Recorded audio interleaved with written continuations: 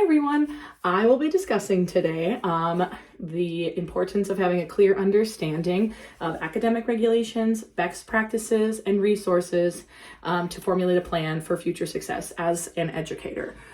So first of all, what I wanted to talk about is the different requirements that I need to take. The first thing is that in order to become a full-fledged teacher in Minnesota, at minimum you have to have a bachelor's degree. For me, it's a little different because I currently have a bachelor's degree and I do have a license to teach 5 through 12 agricultural education and work-based learning. And I was a teacher for 3 years. I really liked it and enjoyed it, but I really do enjoy and like elementary school teaching. And in order for me to do that, I need to have a license. So here I am taking the content or taking the appropriate courses and getting the appropriate degree to make sure that I can make that happen. So the Minnesota Department of Education requires a bachelor degree and proper licensure exams to be taken. Typically, for when I was an ag teacher, I needed to take 2 content exams and 1 pedagogy exam. For elementary and special education teachers, I need to take a content exam and a pedagogy exam for that as well. Since 2023, they have waived some of the exams that have needed to be taken for teachers because they are so desperate after COVID. But as far as I know, I am still going to be making sure that I need to take all of those exams. The pedagogy one is an exam about teaching, and content is about what I actually will be teaching about, if that makes sense. And then also, since I have to take a teacher preparedness degree and get a degree to make sure that I have all of those requirements. So my current curricular requirements at GCU is essentially giving me the content that I need to be able to teach elementary and special education. So I need to learn how to teach special education students and elementary education students all in one fell swoop. And then take exams, learn through by doing student teaching and different in the field assignments that are all a part of my curriculum through GCU. But in order for me to become a special education teacher, like I said, I do really want to make sure I get all that training in because it's something that I hold very near and dear to my heart. A couple of professional organizations that I would like to be a part of. One is, and the main one that I would like to be a part of is Teach Special Education Minnesota. And it's an organization that works with special education teachers, sets up conferences, and essentially creates a learning when you're already a teacher and helps get those clock hours, right? And in order for me to maintain my special education degree or my elementary education degree, I need to maintain, if I want to be a tier 3 in Minnesota, I need 75 clock hours. And if I want to be a tier 4, I need 125 clock hours.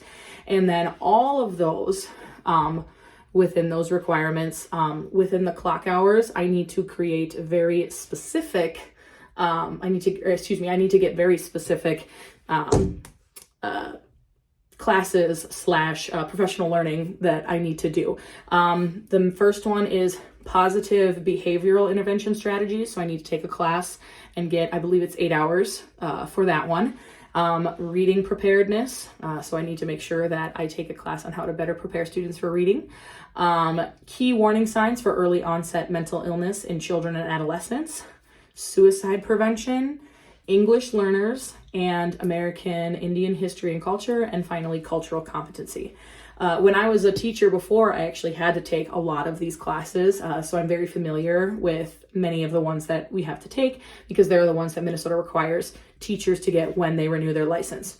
Once you get your first license in Minnesota, you have to renew it after 3 years, and then after you renew it the first time, then you renew it every 5 years, and you have to get those clock hours within those 3 to 5 years. So. And then once you're tier 3, then you can become tier 4 if you'd like. I think it depends on how many clock hours you want to do. But tier 4 is typically like where you want to be at. But I don't believe it allows the teacher to be paid more at all. That's why you have to get a master's degree, which is what I am trying to do. But yeah, special ed Minnesota is, like I said, it's a lot of those requirements that the Minnesota Department of Education or the professional educators and licensing standards board. Whew, it's a mouthful. PELSB is what we in Minnesota call it. They have the special ed organization. They have a lot of those professional development sessions that include lessons on the things that I need to have for clock hours, which is very helpful to me because it helps me facilitate ongoing professional development. And then personally, it'll also help me connect with many of the different special education teachers, share ideas, and I think that that's a really good thing for me because it, can just bolster ideas and get them out there.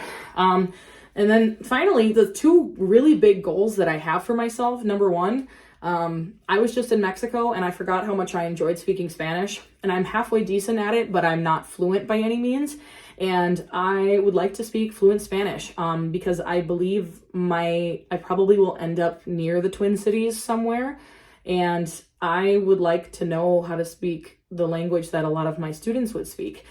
So I think that would be really helpful to learn a Spanish as a language. So that's one of my professional goals. And then I want to be in that Teach Special Ed organization, Minnesota, it's called Teach Special Education Minnesota. I would like to be a part of that organization so I could help students with disabilities and learn as much as I can from them about that so I can help as many students as humanly possible. That's pretty much all I have. I'm really excited to become a teacher. I will list my resources in a separate document so that way everybody will get it. And then that is that. Thank you for your time.